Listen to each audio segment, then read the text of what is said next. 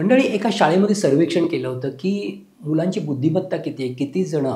किती जणांची बुद्धिमत्ता ही कमी आहे आणि जास्त आहे. तर 2,500 मुलं त्या शाळेमध्ये होती. तर त्या शाळेमध्ये अति कमी बुद्धिमत्ता असणारी जवळ-जवळ 72 मुलं पाहायला मिळाली. अशी मुलं बऱ्याच शाळांमध्ये आपल्याला पाहायला मिळतात आणि त्यांचे पालक चिंतितही असतात, की काय करायचं? याला काही समजतच नाही. कुठलाही विषय घ्या, गणित घ्या, इंग्लिश घ्या, सायन्स घ्या, हे विषय त्या मुलांना आकलनच होत नाहीत. मग अशा वेळेस आयुर्वेद काय करू शकतं का? तर पहिली गोष्ट, त्यांच्या मेंदूची तशी डेव्हलपमेंट झालेली नसते.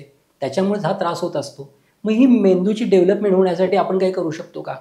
तर त्यासाठी पहिली गोष्ट लक्षात ठेवा, की 5 वर्षापर्यंत चांगली बुद्धी वाढत असते आणि त्यानंतर 12 वर्षापर्यंत म्हणजे 5 ते 12 वर्ष बुद्धीचा आवाका व्यवस्थित होत असतो.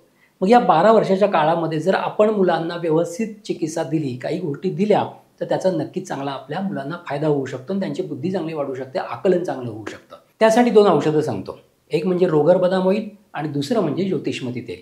ही दोन्ही औषधं तुम्हाला आयुर्वेदाच्या औषधाच्या दुकानात मिळतील.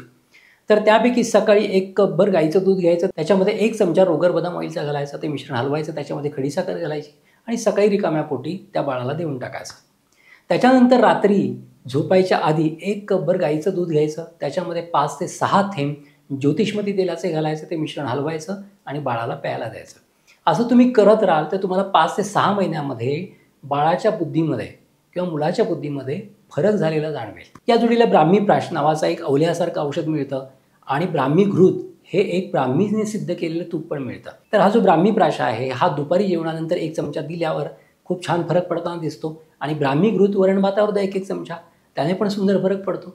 असं एकदम ॲग्रेसिव्ह जर ट्रीटमेंट तुम्ही करायला लागलात, तर त्याच्यामुळे तुमच्या मुलाच्या बुद्धीमध्ये खूप छान फरक पडेल. त्याच्या मेंदूची डेव्हलपमेंट खूप छान व्हायला लागेल. हे प्रयोग करून पहा, खूप छान फरक पडताना दिसेल तुम्हाला.